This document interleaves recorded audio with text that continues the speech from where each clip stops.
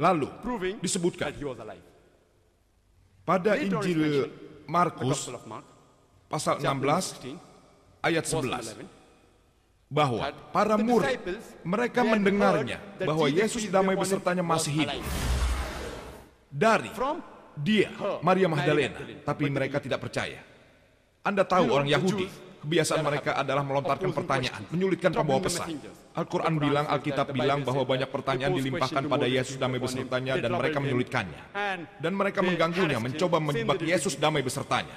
Lebih jauh lagi, ini disebutkan dalam Injil Matius, pasal 12 ayat 38.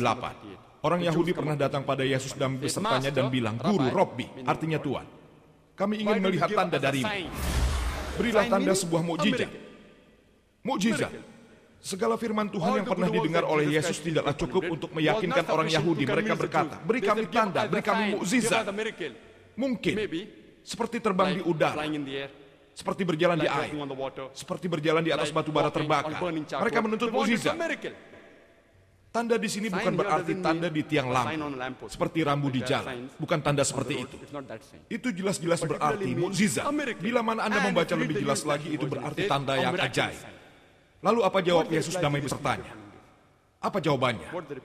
Selanjutnya adalah Injil Matius, pasal 12, ayat 39-40 mengatakan, apakah yang jahat dan tidak setia ini menuntut suatu tanda, menuntut keajaiban?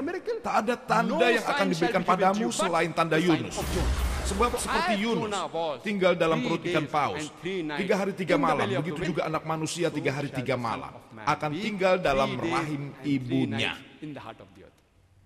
Yesus damai besertanya tidak berkata, pergi dan temui Bartimus, orang buta yang kusembuhkan matanya. Mengapa Anda tidak menanyai dia? Ya, begitu aku sentuh dia sembuh. Itu menunjukkan 2.000 babi yang ia bunuh untuk mengusir setan dari seseorang. Bukan 5.000 orang atau 3.000 orang yang diberinya makan dengan ikan dan roti.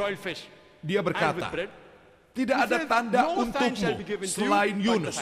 Yesus damai besertanya menaruh segala tandanya dalam satu keranjang. Tanda Yunus. Dan orang yang tahu tanda dari Yunus, dia tidak harus jadi ahli Alkitab. Ia tidak harus jadi seorang dokter teologi, karena itu diajarkan di sekolah minggu. Dan kebanyakan negara termasuk India, apakah dia Kristen, Muslim, atau Hindu, bisa mengetahui cerita ini dari komik atau pelajaran sekolah modern. Tanda Yunus, atau Yunus dan ikan paus. Mereka tahu. Tapi kalau Anda ingin tahu tanda Yunus yang sebenarnya dalam Alkitab, dalam buku besar ini, tanda Yunus itu kurang dari 2 halaman, kurang dari 1,5 halaman. Saya sudah minta tolong memfotokopi ini dari Alkitab yang sama untuk membuatnya lebih mudah. Kurang dari 1,5 lembar, hanya 4 pasal. Untuk mencari 1 halaman dalam ensiklopedia setebal 1.000 halaman itu sulit. Tapi tiap orang tahu akhir cerita itu. Tuhan yang Maha Kuasa, Ia menyuruh nabinya, Yunus damai besertanya, untuk pergi mengabarkan firman ke Niniwa, pergi ke Niniwa. Tapi ia berkata, orang Niniwa itu terlalu jahat. Dia mengira bahwa iblis mengerjainya dan dia mengulur-ulur waktu. Jadi dia pergi ke Yofa. Dari sana dia menumpang kapal ke Tarsis. Anda tahu apa?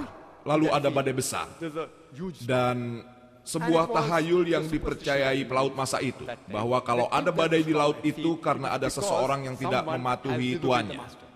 Lalu mereka mencari tahu untuk tahu siapa biang keladinya. Mereka punya adat membuang undi. Dan saat diundi, Yunus damai besertanya lah yang kena undi itu. Dan Yunus sebagai Nabi Tuhan yang Maha Kuasa, ia setuju dan ia berkata, begini, sayalah biang keladinya. Saya disuruh Tuhanku pergi ke Niniwa, tapi dari Jopa saya malah pergi ke Tarsis, melarikan diri. Ini salahku, angkatlah aku dan lemparkan aku ke dalam laut. Tapi mereka bilang, orang ini begitu soleh, mengapa ia harus dibunuh? Jadi mereka berusaha menahan kapal itu, tapi kapal itu tetap diempas badai, hampir tenggelam. Yunus berkata lagi, mengapa kalian tidak lemparkan saja saya ke laut? Dan akhirnya mereka setuju. Setelah Yunus dilempar, badainya berhenti. Itu mungkin hanya kebetulan saja. Lalu seekor ikan paus itu datang dan menelan Yunus dan besertanya. Yunus memuji Tuhan yang Maha Kuasa dari dalam perut ikan paus. Ikan paus itu membawa Yunus selama 3 hari 3 malam mengelilingi lautan. Lalu ikan paus itu memuntahkan Yunus di pantai. Apa tanda dari Yunus yang dimaksud Yesus damai besertanya?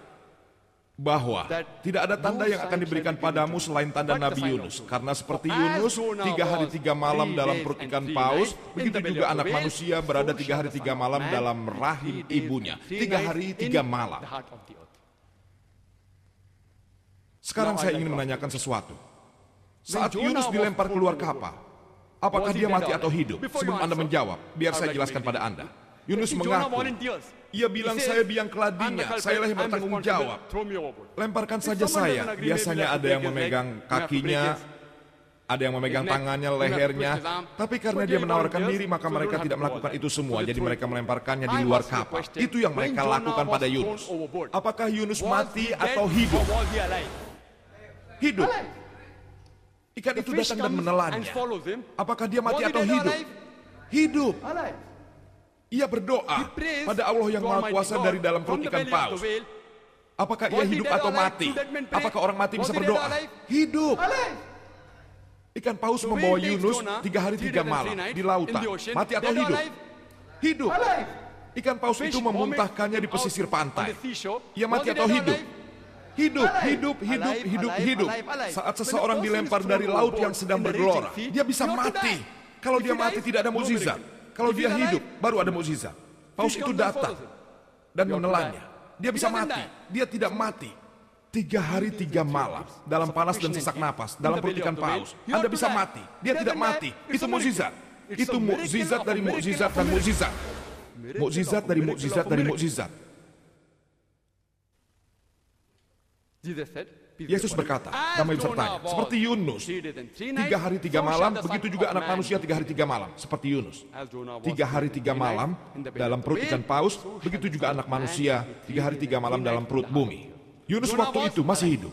Tapi saat saya menanyakan hal itu pada orang Kristen, pada sepupu, pada saudara, pada keponakan, saat saya menanyakan hal ini pada mereka, bagaimana saat Yesus sedang besertanya, sedang dalam kubur? Menurut Anda, Yesus sudah mati waktu itu. Ia mati. Saya menanyakan ini pada Anda. Yunus waktu itu hidup. Yesus damai besertanya mati. Jadi apa Yesus damai besertanya? Seperti, atau dia seperti Yunus? Sama atau tidak sama? Tidak sama. Jadi Yesus damai besertanya tidak memenuhi itu. Ia menaruh semua tandanya dalam satu keranjang dan bilang tidak ada tanda kecuali tanda Yunus. Jadi di sini nubuatnya tidak terpenuhi. Supaya sebuah nubuat terpenuhi, ia seharusnya hidup. Dan bukti-bukti di awal pembicaraan menunjukkan bahwa ia hidup. Kalau tidak, itu berarti Yesus pembohong. Tapi demi Allah, saya tidak setuju itu. Kita menghormati dia, kita memujanya. Jadi agar dia memenuhi nubuat.